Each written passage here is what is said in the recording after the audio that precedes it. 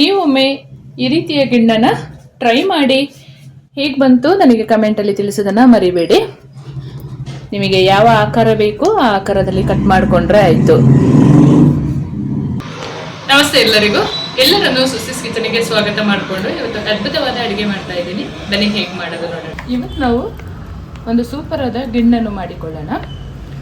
ಗಿಣ್ಣು ಹೇಗೆ ಮಾಡೋದು ಅಂದರೆ, ಊರ ಕಡೆಯಲ್ಲಾದರೆ ಹಸು ಕರ ಹಾಕಿ ನೆಕ್ಸ್ಟ್ ಡೇ ಹಾಲನ್ನು ಗಿಣ್ಣು ಮಾಡ್ಕೊತೀವಿ. ಆ ರುಚಿ ಅಂತೂ ಮರೆಯೋದಕ್ಕೆ ಆಗಲ್ಲ. ಆ ಗಿಣ್ಣ ತಿನ್ನಬೇಕು ಅಂದರೆ ಆಲ್ಟರ್ನೇಟಾಗಿ ಏನಾದರೂ ಮಾಡಬೇಕಲ್ವಾ. ಸೊ ಹಾಗಾಗಿ ನಾನು ಕಾಮಧೇನು ಗಟ್ಟಿ ಗಿಣ್ಣದ ಹಾಲಿನ ಪುಡಿಯನ್ನು ತೊಗೊಂಡಿದ್ದೀನಿ. ಇದು ಎಲ್ಲ ಮಾಲ್ಗಳಲ್ಲಿ ಕೂಡ ಸಿಗುತ್ತೆ, ನಿಮ್ಮ ಹತ್ತಿರದ ಬಜಾರಲ್ಲಿ ಕೂಡ ಸಿಗುತ್ತೆ. ನೀವು ಅದನ್ನು ಚೆಕ್ ಮಾಡ್ಕೋಬೋದು.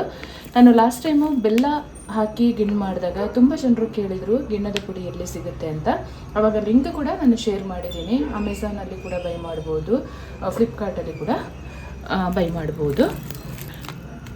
ಇದು ನಾನಿವತ್ತು 1.5 ಪ್ಯಾಕೆಟಷ್ಟು ತೊಗೊಂಡಿದ್ದೀನಿ. ಇದು ಲಾಸ್ಟ್ ಟೈಮ್ ಅರ್ಧ ಯೂಸ್ ಮಾಡಿಕೊಂಡಿದೆ, ಹಾಗಾಗಿ 1.5 ಪ್ಯಾಕೆಟ್ ಹಾಲಿನ ಪುಡಿಯನ್ನು ತೊಗೊಂಡಿದ್ದೀನಿ. ತುಂಬ ರುಚಿ ಇರುತ್ತೆ. ಯಾರೆಲ್ಲ ಹಳ್ಳಿ ಕಡೆ ಗಿಣ್ಣದ ಟೇಸ್ಟ್ ಮಾಡಿದ್ದೀರಾ ನೀವು ನನಗೆ ಕಮೆಂಟ್ ಮಾಡಿ. ಈಗ ಹಸುಗಳೇ ಇರಲ್ಲ, ಸೊ ಹಾಗಾಗಿ ಆ ಹಾಲಿನಲ್ಲಿ ಗಿಣ್ಣ ಮಾಡೋದು ಕಷ್ಟ. ಲಾಸ್ಟ್ ಟೈಮ್ ನಾನು ನನ್ನ ಫ್ರೆಂಡ್ ಕಳಿಸಿದಾಗ ಕೂಡ ಅದರದ್ದು ಗಿಣ್ಣು ಮಾಡಿ ಕೂಡ ನಾನು ತೋರಿಸಿದ್ದೆ. ಈ ದಿವಸ ನಾನು ಸಕ್ಕರೆ ಪುಡಿ ಹಾಕಿ ಮತ್ತು ಸ್ವಲ್ಪ ಕಲ್ಲು ಸಕ್ಕರೆ ಪುಡಿ ಮಿಕ್ಸ್ ಮಾಡಿ ಗಿಣ್ಣ ಮಾಡಿಕೊಳ್ಳುವಂಥದ್ದು. ಬನ್ನಿ ಹೇಗೆ ಮಾಡೋದು ನೋಡೋಣ. ನಾನಿಲ್ಲಿ ಕಲ್ಲು ಸಕ್ಕರೆ ಮತ್ತು ಸಕ್ಕರೆ ಸೇರಿಸಿ ಪುಡಿ ಮಾಡಿ ಇಟ್ಕೊಂಡಿದ್ದೀನಿ. ರುಚಿಗೆ ತಕ್ಕಷ್ಟು, ನಿಮ್ಮ ರುಚಿಗೆ ಅನುಗುಣವಾಗಿ ಹೆಚ್ಚು ಕಡಿಮೆ ನೀವು ಮಾಡ್ಕೋಬಹುದು. ನಾನಿವತ್ತು ಒಂದು 3/4 ಲೀಟ್ರಷ್ಟು ಹಾಲಲ್ಲಿ ಮಾಡಿಕೊಳ್ಳುವಂಥದ್ದು. ಗಟ್ಟಿ ಹಾಲನ್ನೇ ತೊಗೊಂಡಿದ್ದೀನಿ. ಒಂದು ಬೌಲ್ ಇಟ್ಕೊಂಡಿದ್ದೀನಿ. ಸೋಸ್ಕೊಳ್ತೀನಿ ನಾನು ಹಾಲನ್ನು.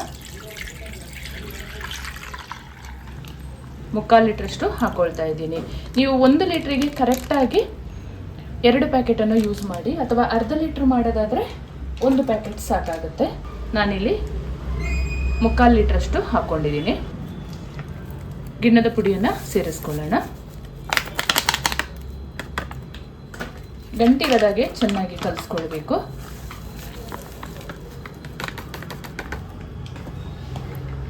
ಸಕ್ಕರೆ ಮತ್ತು ಕಲ್ಲು ಸಕ್ಕರೆ ಪುಡಿನ ಸೇರಿಸ್ಕೊಳ್ತಾ ಇದ್ದೀನಿ. ಸಕ್ಕರೆ ಹಾಕಿರುವ ಗಿಣ್ಣು ನಮ್ಮ ಅಮ್ಮನಿಗೆ ತುಂಬ ಇಷ್ಟ. ಸೊ ಹಾಗಾಗಿ ನಾನು ಇವತ್ತು ಮನೆಯಲ್ಲಿ ಅವರಿಗೆ ಮಾಡಿಕೊಡ್ತಾ ಇದ್ದೆ. ಅದನ್ನು ನಿಮ್ಮೊಂದಿಗೆ ನಾನು ಶೇರ್ ಮಾಡ್ತಾ ಇದ್ದೀನಿ. ಗಂಟಿಲ್ಲದಾಗೆ ಚೆನ್ನಾಗಿ ಕಲಿಸ್ಕೊಳ್ಳೋಣ. ಹಾಗೆ ನಾನು ಫಸ್ಟ್ ಟೈಮ್ ನನ್ನ ಚಾನಲ್ಗೆ ವಿಸಿಟ್ ಮಾಡಿದರೆ ಪ್ಲೀಸ್ ಸಬ್ಸ್ಕ್ರೈಬ್ ಮಾಡಿಕೊಂಡು ಕಮೆಂಟ್ ಮಾಡೋದನ್ನು ಮರಿಬೇಡಿ. ಹಾಗೆ ನಿಮ್ಮ ಫ್ರೆಂಡ್ಸ್ ಆ್ಯಂಡ್ ಫ್ಯಾಮಿಲಿಗೆ ಹೆಚ್ಚು ಶೇರ್ ಮಾಡೋದನ್ನು ಮರಿಬೇಡಿ. ಈ ರೀತಿಯಲ್ಲಿ ಗಂಟಿಲ್ಲದಾಗೆ ಚೆನ್ನಾಗಿ ಕಲಿಸ್ಕೊಳ್ಬೇಕು. ಇದನ್ನು ಒಂದು ಕೇಕ್ ಟಿನ್ನಿಗೆ ಹಾಕ್ಕೊಳ್ಳೋಣ, ಅಥವಾ ಯಾವ ಪಾತ್ರೆಗಾದರೂ ಹಾಕಿ ಬೇಯಿಸ್ಕೊಳ್ಬೋದು. ಈ ರೀತಿಯ ಒಂದು ಕೇಕ್ ಟಿನ್ನನ್ನು ತೊಗೊಂಡಿದ್ದೀನಿ.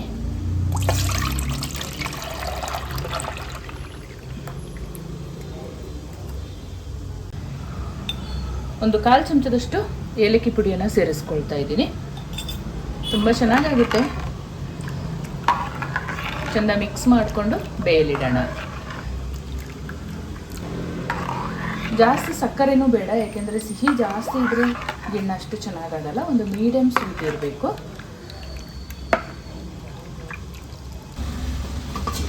ನೀರು ಚೆನ್ನಾಗಿ ಹೀಗೆ ಕುದೀತಾ ಇರಬೇಕು ಗಿಣ್ಣು ಇಡುವಾಗ.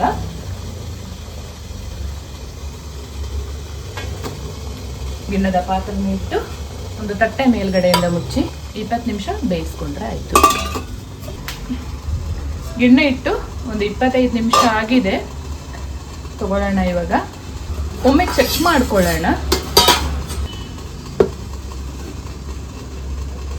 ಕರೆಕ್ಟಾಗಿ ಬೆಂದಿದೆ. ಇದು ಸ್ಟವ್ ಆಫ್ ಮಾಡಿಕೊಂಡು ತಣ್ಣಗಾಗಲು ಬಿಡೋಣ. ಫೈನಲ್ ಆಗಿ ನಮ್ಮ ಗಿಣ್ಣು ರೆಡಿಯಾಗಿದೆ. ಕಟ್ ಮಾಡ್ಕೊಳ್ಳೋಣ. ಈಗ ಸೈಡನ್ನೊಮ್ಮೆ ಈ ಥರ ಸ್ಪ್ಯಾಚುಲದಿಂದ ಮೆಲ್ಲೆ ಬಿಡಿಸ್ಕೊಳ್ಳೋಣ. ಹಾಗೆ ಬೇಕಾದರೆ ಕಟ್ ಮಾಡ್ಕೋಬೋದು.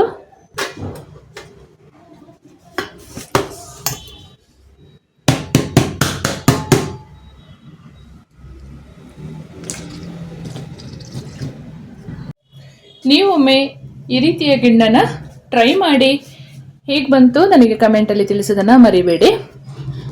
ನಿಮಗೆ ಯಾವ ಆಕಾರ ಬೇಕು ಆ ಆಕಾರದಲ್ಲಿ ಕಟ್ ಮಾಡಿಕೊಂಡ್ರೆ ಆಯಿತು.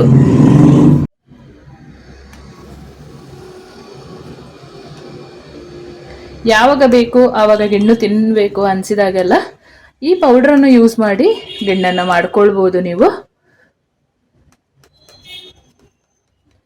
ಲಿಂಕ್ ಸಿಕ್ಕಿದ್ರೆ ನಾನು ಕಮೆಂಟಲ್ಲಿ ಹಾಕಿರ್ತೀನಿ. ನಾನು ಡೈಲಿ ಮಾರ್ಟಿಂದ ಪರ್ಚೇಸ್ ಮಾಡೋದು ಈ ಥರ ಗಿಣ್ಣನ್ನು. ಎಷ್ಟು ಅದ್ಭುತವಾಗಿ ರೆಡಿಯಾಗಿದೆ ನೀವು ನೋಡ್ಬೋದು. ತುಂಬ ಸಿಂಪಲ್ ಆಗಿ ಮಾಡ್ಕೊಳ್ಳುವಂಥ ರುಚಿಯಾದ ಗಿಣ್ಣು ತುಂಬ ಚೆನ್ನಾಗಿದೆ. ಒಂದ್ಸಲ ನೀವು ಟ್ರೈ ಮಾಡಿ, ಹೇಗೆ ಬಂತು ಕಮೆಂಟಲ್ಲಿ ತಿಳಿಸೋದನ್ನು ಮರಿಬೇಡಿ. ನಿಮ್ಮ ಕಮೆಂಟನ್ನು ಓದಲು ಕಾಯ್ತಾ ಇರ್ತೀನಿ. ಮುಂದೆ ಅದ್ಭುತವಾದ ಹೊಸ ಅಡುಗೆಯೊಂದಿಗೆ ನಿಮ್ಮನ್ನು ಭೇಟಿ ಮಾಡ್ತೀನಿ. ಅಲ್ಲಿವರೆಗೂ ತುಂಬ ಹೃದಯದ ಧನ್ಯವಾದಗಳು.